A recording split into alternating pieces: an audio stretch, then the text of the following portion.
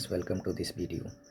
दोस्तों, इस वीडियो में मैं आपको बिहार बोर्ड क्लास 12 का जो इंग्लिश बुक रेनबो है उसके प्रोज सेक्शन का सबसे पहला chapter Indian civilisation and culture के सारे एमसीक्यूज क्वेश्चन को जो भी मोस्ट इम्पोर्टेंट हैं उन सारे को इसमें कवर करने वाला हूं।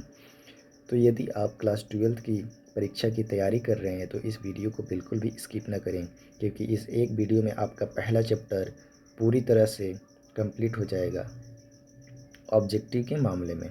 तो चलिए बिना देरी किए शुरू करते हैं इस वीडियो को। तो आपके सामने स्क्रीन पे जो सबसे पहला क्वेश्चन है वो है कि which type of prose piece is Indian civilisation and culture. यानी कि इंडियन सिविलाइजेशन एंड कल्चर जो चैप्टर है इसका ये किस प्रकार का प्रोज पीस है, इसकी विधा क्या है। क्या ये स्टोरी है या फिर स्पीच है या फिर एस्से है या फिर ड्रामा है। तो इसका जो सबसे करेक्ट आंसर है वो है option number C, this is an essay. Next question आपके सामने स्क्रीन पे है, question number 2। Who wrote the famous book the decline and fall of Roman empire. यानी कि जो ये बुक है the decline and fall of Roman empire, इसका राइटर कौन है। तो सबसे पहला ऑप्शन है महात्मा गांधी, ऑप्शन बी है एडवर्ड गिब्बन, ऑप्शन सी है जोनाथन स्विफ्ट की, ऑप्शन डी विलियम शेक्सपियर। तो इसका जो करेक्ट आंसर है वो है option number B, Edward Gibbon. Next question आपके सामने स्क्रीन पे है, what does the golden fleece mean. यानी कि गोल्डन फ्लेस का मतलब क्या होता है। तो इसका जो करेक्ट आंसर है वो है option number A, difficult to find. Next question आपके सामने स्क्रीन पे है, अटिक सिविलाइजेशन बिलोंग्स टू। यानी कि अटिक सभ्यता जो थी वो कहाँ से बिलोंग करती थी। पहला ऑप्शन है चाइना से, ऑप्शन नंबर बी है रोम से, ऑप्शन नंबर सी है इंडिया, ऑप्शन नंबर डी है ग्रीस। तो इसका जो करेक्ट आंसर है वो है ग्रीस। नेक्स्ट क्वेश्चन आपके सामने स्क्रीन पे, civilisation is that mode of conduct which points out to man the path of dash. यानी कि क्वेश्चन बोल रहा है कि सिविलाइजेशन कंडक्ट का वो मोड है जो मनुष्य को बताता है उसके रास्ते किस चीज़ के। ऑप्शन ए है हेल्प, ऑप्शन बी है वर्क, ऑप्शन सी है ड्यूटी, ऑप्शन डी है नीड। तो इसका जो करेक्ट आंसर है वो है ड्यूटी। ड्यूटी उसके कर्तव्य का रास्ता बताता है। Question number 6, Hinduism has made a marvellous discoveries in things of religion of the spirit of the dash. यानी कि हिंदुइज्म ने बड़े ही शानदार काम किया है रिलीजन के मामले में, अध्यात्म के मामले में और डैश के मामले में। तो इसका बताना है कि और किस चीज़ के बारे में। तो ऑप्शन ए है पैसन, ऑप्शन बी है सॉल, ऑप्शन सी है लव, ऑप्शन डी है यूनिटी। तो इसका जो करेक्ट आंसर है वो है सॉल, आत्मा। नेक्स्ट क्वेश्चन आपके सामने है, Gandhi ji was born on dash. Gandhi ji का जन्म कब हुआ था। तो इसका जो करेक्ट आंसर है वो है 2 अक्टूबर 1869। नेक्स्ट क्वेश्चन आपके सामने स्क्रीन पे, our ancestors enjoyed dash rule. हमारे पूर्वजों ने किस तरह के रूल को एंजॉय किया। तो इसका जो करेक्ट आंसर है वो है होम, होम रूल को उन्होंने एंजॉय किया। नेक्स्ट क्वेश्चन है आपके सामने, what is the glory of India it remains dash. यानी कि जो ग्लोरी ऑफ इंडिया है ये किस तरह का है, मूवेबल है या फिर ग्लोरियस है या फिर इमूवेबल है या फिर ब्यूटीफुल है। तो इसका जो करेक्ट आंसर है वो है इमूवेबल, अटल है। नेक्स्ट क्वेश्चन आपके सामने question number 10, what was that our ancestors satisfied with. वो क्या चीज़ है जिसके साथ हमारे एंसेस्टर्स संतुष्ट थे।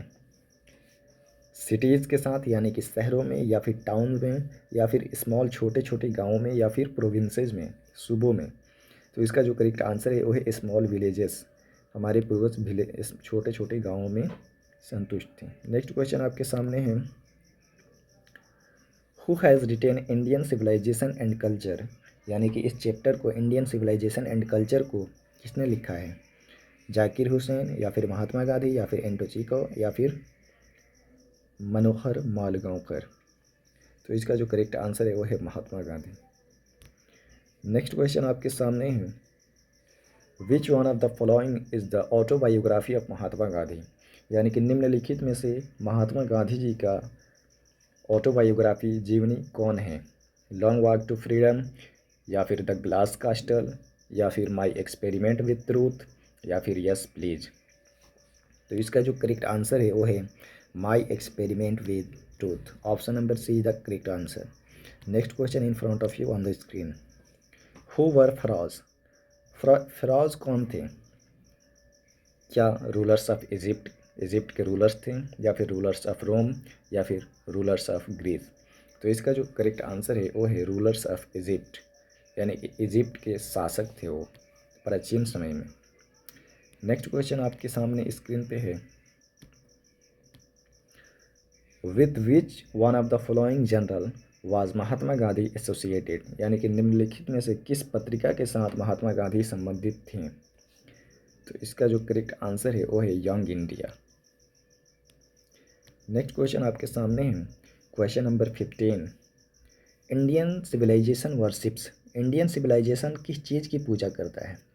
कैरेक्टर का, या फिर इमोरलिटी का, अनैतिकता का, या फिर गुड कंडक्ट का, या फिर मोरालिटी का? तो इंडियन सिविलाइजेशन जो हमारा है, भारतीय सभ्यता, वो मोरालिटी का पूजा करता है, यानी कि नैतिकता का। नेक्स्ट क्वेश्चन आपके सामने on the screen. What does the Gujarati equivalent for civilisation mean, यानी कि गुजराती में सिविलाइजेशन का तुल्य क्या है? तो इसका जो करेक्ट आंसर है वो है गुड कंडक्ट, यानी कि अच्छा आचरण। Option number C is the correct answer. Next question आपके सामने, question number 17। In the words of Gandhi ji mind is a dash, यानी कि गांधी जी के शब्दों में माइंड क्या है? तो गांधी जी बताते हैं कि mind is a restless bird, यानी कि एक ऐसा परिंदा है जिसको कभी आराम नहीं है। तो option number B is the correct answer. Next question आपके सामने है, question number 18। What does the western civilisation propagate, यानी कि जो पश्चिमी सभ्यता है वो किस चीज़ को प्रोपेगेट करता है, किस चीज़ को बढ़ावा देता है? तो पहला ऑप्शन है इमोरलिटी, ऑप्शन नंबर बी है मोरालिटी, ऑप्शन सी है मोर्टेलिटी, ऑप्शन डी है मेंटेलिटी। तो इसका जो करेक्ट आंसर है वो है इमोरलिटी, अनैतिकता को प्रमोट करता है, प्रोपगेट करता है। नेक्स्ट क्वेश्चन है आपके सामने, question number 19। Our forefathers did not invent machinery because they knew we would become slaves, they knew we would be happy, they did not like to see us comfortable, option number D A they were jealous of us। तो इसका सही answer बताना है। तो question पूछ रहा है कि हमारे पूर्वजों ने मशीनरी का इन्वेंशन नहीं किया क्योंकि वो जानते थे कि हम गुलाम बन जाएंगे, या फिर वो इसलिए नहीं किए कि वह जानते थे कि हम खुश होंगे, या फिर इसलिए नहीं किया कि वो जानते थे कि वो नहीं चाहते थे कि हम आरामदायक ज़िंदगी बसर करें, या फिर वो हमारे प्रति ईर्ष्यालु थे, जिलस थे। तो इसका जो करेक्ट आंसर है वो है option number A they knew we would become slaves, यानी कि वो इसलिए नहीं की क्योंकि वो जानते थे कि यदि मशीन आ गया तो इंसान एकदम से नकारा बन जाएगा, सिर्फ आराम ही खोजेगा, मशीनों के गुलाम हो जाएगा। नेक्स्ट क्वेश्चन है आपके सामने, question number 20। After all there is something in Hinduism that has kept it dash till now. Question बोल रहा है कि आखिरकार हिंदुइज्म में कुछ तो है जिसने इसे, यानी हमारी सभ्यता को डैश रखा है। क्या रखा है जी? ऑप्शन ए है डायनामिक, ऑप्शन बी है अलाइव जिंदा, ऑप्शन सी है बिजी व्यस्त, ऑप्शन डी है पॉपुलर। तो इसका जो करेक्ट आंसर है वो है अलाइव, यानी कि हमारी सभ्यता को जिंदा रखा है। नेक्स्ट क्वेश्चन है आपके सामने स्क्रीन पे। Edward gibbon is associated with dash, यानी कि एडवर्ड गिबन कहाँ से संबंधित हैं? इटाली से, रसिया से, स्वीडन से, अमेरिका से? तो इसका जो करेक्ट आंसर है वो है इटाली। नेक्स्ट क्वेश्चन आपके सामने स्क्रीन पे, question number 22। The distinguishing characteristic of modern civilisation is indefinite multiplicity of human wants this line has been taken from dash, यानी कि ये जो लाइन दिया गया है ये लाइन किस चैप्टर से ली गई है? तो ये इंडियन सिविलाइजेशन एंड कल्चर से ली गई है। Option number A is the correct answer. Next question आपके सामने, question number 23। I believe that the civilization India has evolved is not to be beaten in the world. This line has been taken from dash. ये जो line है जिसमें महात्मा गांधी जी बोलते हैं कि मुझे उम्मीद है कि हमारा जो इंडिया ने जो सिविलाइजेशन, जो सभ्यता को इवॉल्व किया है, विकसित किया है, वो दुनिया में कहीं भी पछाड़ने योग्य नहीं है। तो ये जो लाइन है ये भी इंडियन सिविलाइजेशन एंड कल्चर से ली गई है। नेक्स्ट क्वेश्चन आपके सामने है, question number 24। European civilisation will mean dash for India, यानी कि यूरोपियन सिविलाइजेशन जो है वो इंडिया के लिए क्या होगा? Want, living, ruin, progress. तो इसका जो करेक्ट आंसर है वो है रीन, मतलब बर्बादी। यूरोपियन सिविलाइजेशन मतलब इंडिया के लिए